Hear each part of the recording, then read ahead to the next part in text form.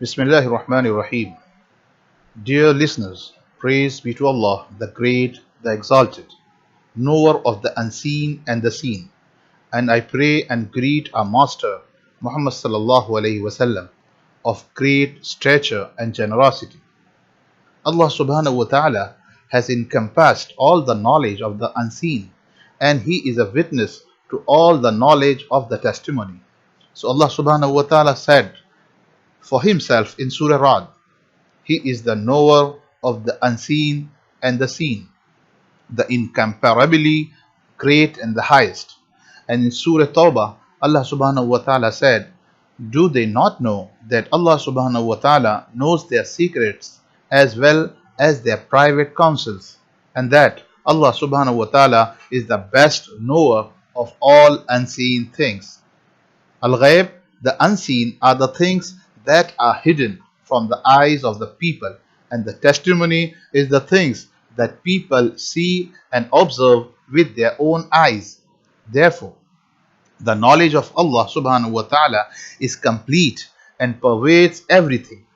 He did not precede by ignorance nor followed by forgetfulness, and your Lord was not forgetful and encompassed what they have encountered.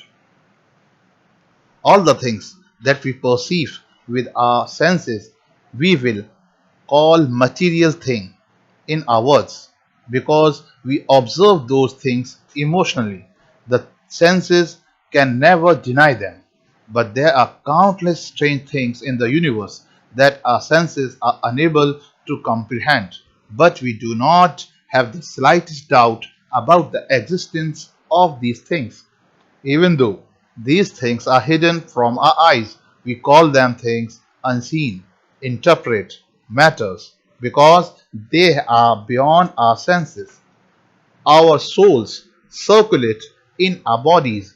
We do not hear it, see it, touch it, smell it, or taste it, but we are very attached to our soul. Our life depends on it. Through this soul, we perceive happiness, sorrow, and other situations and conditions. It turns out that although we do not seem to be aware of our soul, we are convinced by its effects that there is a soul in our body for which no argument is required. So just as we, seeing the effects, intuitively accepted the existence of the soul without any argument, so we also intuitively accepted the existence of the Almighty, even though we do not perceive it with our senses. Yes, but from its definite effects we have acknowledged Him as a Lord and Creator, just as we cannot imagine images of the reality of our souls, which are the lowest stages of the unseen world for us. But its relationship with our body is vital, and our body is a cage for it. So how can we imagine the reality of the great Creator with our senses? How much better it would be for us to try to reach the truth.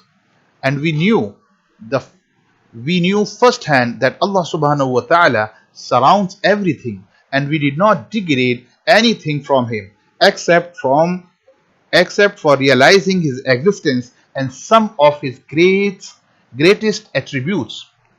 Then, after research and investigation, we came to know that the Prophet sallallahu alaihi wasallam have informed us of the things of the unseen, and they are right. What is it? And Allah subhanahu wa ta'ala supported these prophets through miracles and habitual things.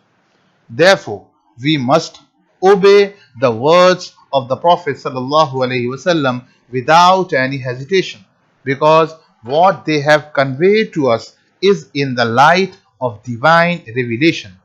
Man must believe that Allah subhanahu wa ta'ala knew in eternity all that is because He is the Creator, and He knew all the conditions of His creations, their livelihood, their term, their deeds, their misery, and their happiness. And He knew the number of their breaths and their moments, and all their movements and stillness, witnessing secret and public, sublime and insignificant.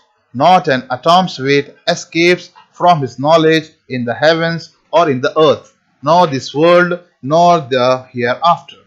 Belief in the knowledge of Allah makes man moderate in his life.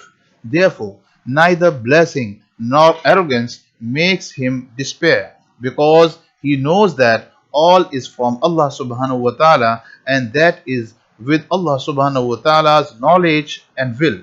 May Allah bless you and us in the book and the sunnah. Wa akhiru da'wana alhamdulillahi rabbil alameen.